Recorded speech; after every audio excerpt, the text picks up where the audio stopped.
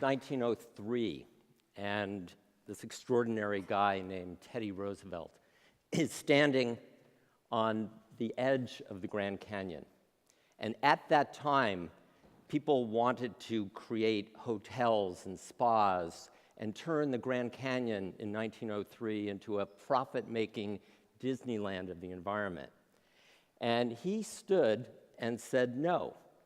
And he created a tipping point for the environmental movement and for the world. He said, "Leave it as it is. The ages have been at work on it, and man can only mar it." The world would have been a different place today without those words, those tipping point words from President Theodore Roosevelt.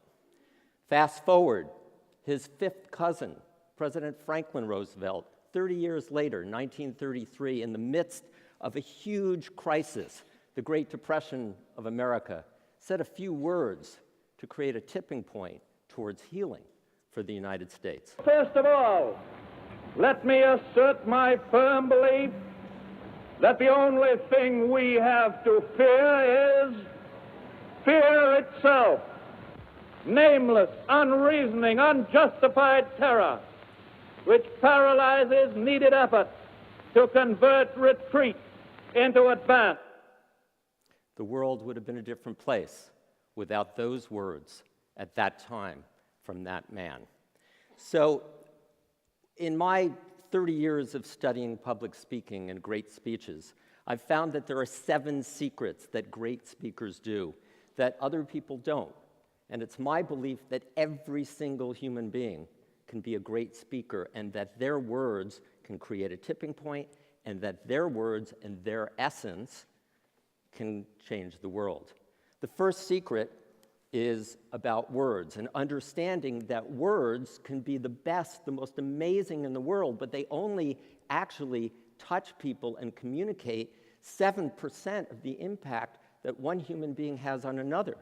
Voice tone, the variation in your voice, the enthusiasm, the love, the passion that comes through your voice, 38%. In your body language, are you looking into someone's eyes, or are you looking over their head and not connected? So words, voice tone, and body language, those are the 3 vehicles, the 3 pathways that great communication happens in.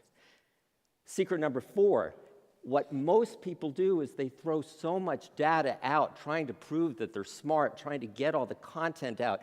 Words are the 7%.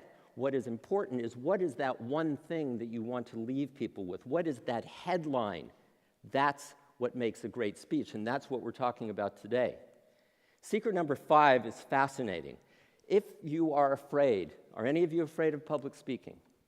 41% of the world across cultures is terrified, almost to the point, and often to the point, of actually turning down speaking appointments, whether they're political leaders or business leaders or charitable leaders. They turn down opportunities to shake the world because they're scared. There are a lot of reasons why people are scared, but in my experience, the number one reason is that we don't know what public speaking really is. We don't know the true definition. The true definition of public speaking is that public speaking is nothing more than having a conversation from your heart about something that you are authentically passionate about, right? If you think it's a performance, you're going to be 0% you and 100% actor, and we don't get to see and experience and feel who you are. So I want you to write the word speech down on a piece of paper, and I want you to put a circle around it, and I want you to put a line through it. I don't want you ever to give another speech. That's not what great speakers do. They don't give a speech, they don't give a performance, they don't make a presentation to the audience. They have what? They have a conversation with. It is a circle. It brings us all together. We are a web connected to every other person. That's what great speakers do. When I first met Princess Diana, she looks me in the eyes and says, "You know, I'm so scared of public speaking, and I wish that I could do what Charles does." Now, this was when they were actually breaking up, so it was even more difficult for her to admit that. And I said, "What does he do?" He said, "Well, he just stands up there and he tells this funny joke, and then he moves on, and he's completely unfazed by it." And I told her that Prince Charles doesn't have what she has. And what she had was what touched and moved the world. People connected with her on a human level, and that all you need to do, Your Royal Highness, is just share from your heart, that huge heart that you have, and your gut, and people will love you. Even through the speech that scares you, they will feel you, they will know you, they will connect with you, and that it is far more effective than giving a speech, than telling a funny joke, but not sharing your heart. So secret number 6, and you'll notice this in some of the speakers, is that we actually have 5 parts of our brain. Those 5 different senses, seeing, hearing, smelling, tasting, touching, and feeling, translate into 4 different actual communication languages. Speak one of them, you're not going to be very good. Speak 2 of them, you'll be average no matter who you are. Speak all 4, no matter who you are. You're going to rock the world, because you're going to be giving every person in the audience something that they can connect to. And visual is the energy of energy. It's the language of energy. It's Robin Williams. I've used him as an example, and I'm going to continue to use him as an example. How amazing was Robin Williams? Auditory is the ability to translate details and what you see, what you think, what you feel into a story, into words. Ronald Reagan was a great example of that. Auditory digital, that's the Albert Einstein, the Bill Gates, the analytical, statistically driven kind of information. You don't have that, you don't have a foundation of credibility. People are going to go, wow, that person's very charming, but there's no there there. And kinesthetic is the James Earl Jones, the Morgan Freeman, the Barry White. Oh, baby. It's the poet Ali. It's that connecting thing that is inside of each and every one of us that is the most important thing in being a speaker and being a communicator. And then 7, you can just have this and nothing else, and you will still rock the world, as so many people do. And that is your authentic passion. What is it that is so effing cool that you just have to share it, or so effing compelling? And I use that middle word. You can use whatever version you want, because it's a visceral thing. It's not intellectual. So let's go back on our chronological tour of great speeches that have created tipping points in the world. Now, this person, Lou Gehrig, didn't create a tipping point in terms of the global geopolitics of the world, but he created a tipping point in terms of understanding the human spirit and his own. Here it was, as you all know, he was diagnosed with ALS.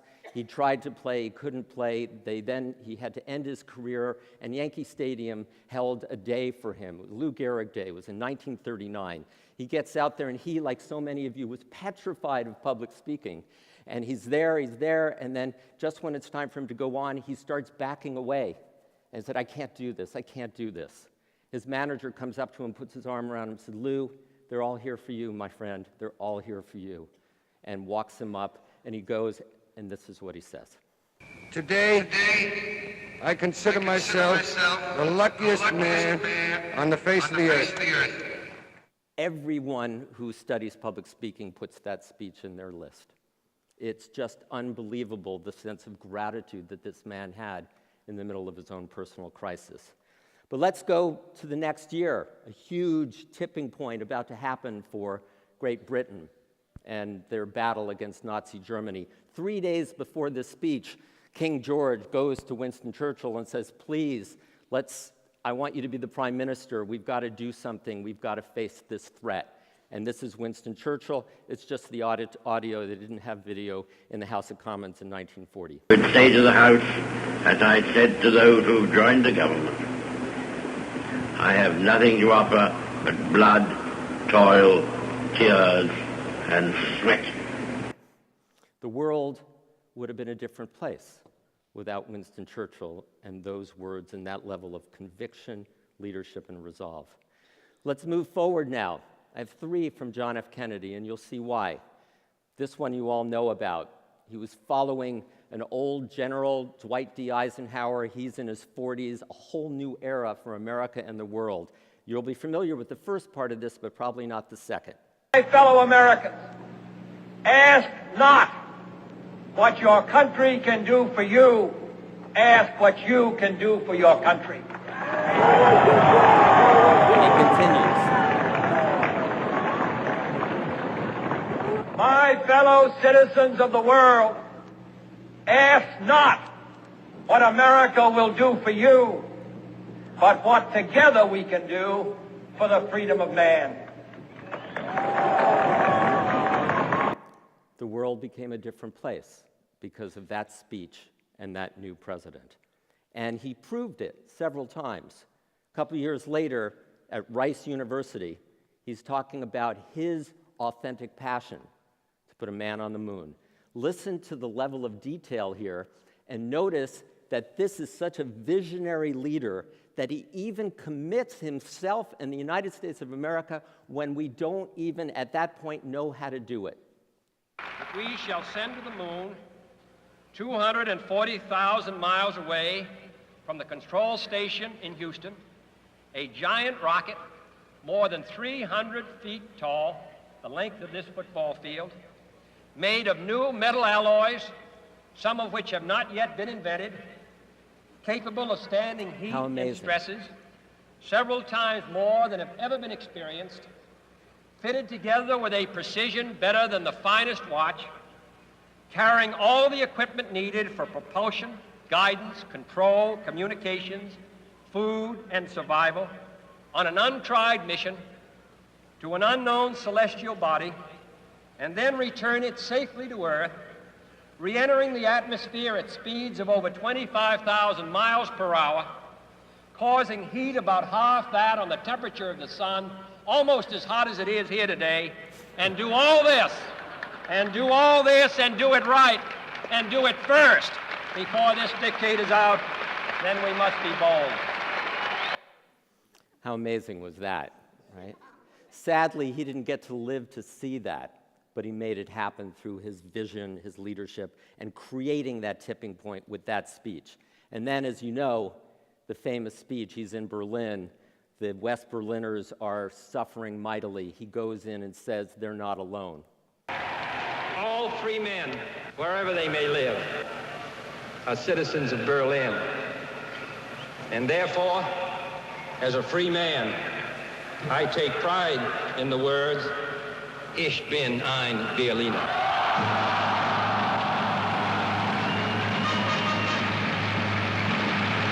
Okay, so next year after that, or that actually later that year, Dr. Martin Luther King, I think you've all been aware of this, no one would doubt that this speech, half of which he ad-libbed, this speech shook the world and created a tipping point. I have a dream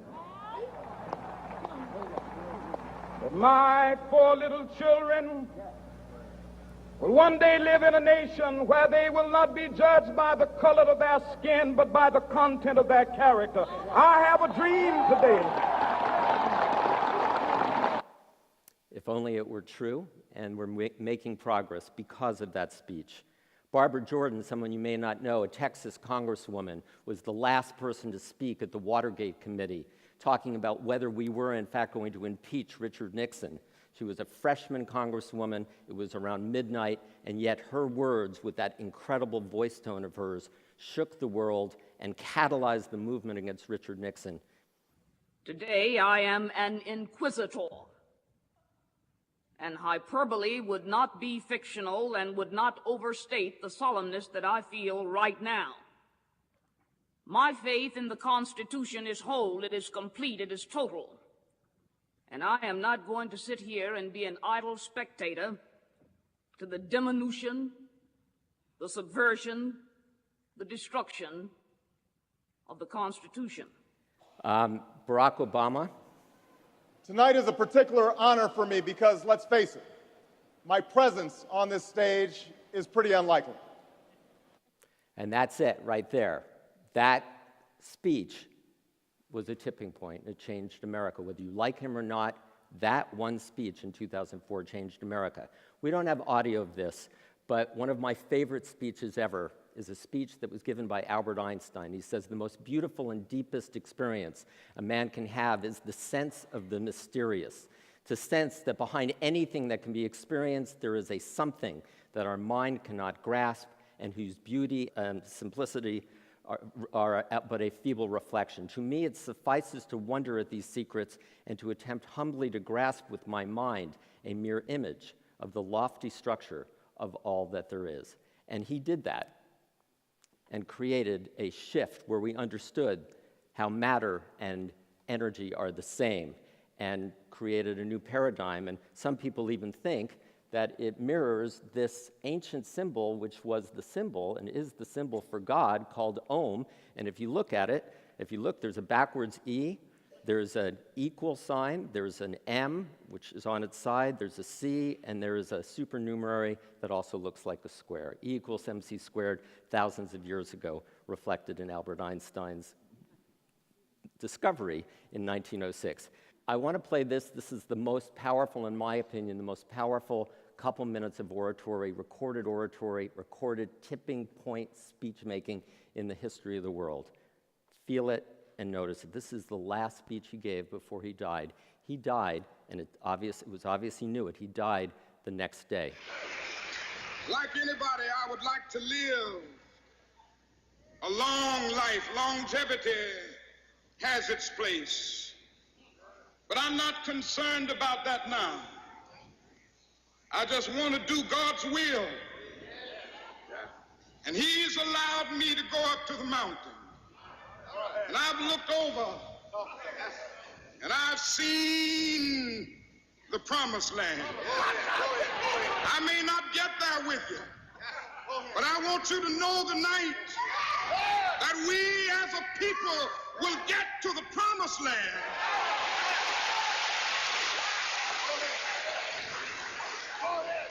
So I'm happy tonight. I'm not worried about anything. I'm not fearing any man. Mine eyes have seen the glory of the coming of the Lord. So, are you afraid of public speaking? If so, you're along with half of the people on the planet. The way over that is to see it as a conversation from your heart and to ask yourself this one question: what is my dharma? What is it that I am passionate about that I want to share with the world? Something that my unique DNA, which is contained in every one of 50 trillion cells carried in 50,000 atomic bombs worth of energy, that's what Einstein said, will allow me to be out in the world, make a difference, and give speeches, share my passion, and make the world a better place. Every single person I've worked with has the ability, in their own way, to break through, to make the world a better place, to bring that passion out, and to create a tipping point that will change every single thing on the planet and indeed make the world a better place. And I encourage you to please step through the fear, share your passion, share who you are authentically, and make that difference. Thank you all so much.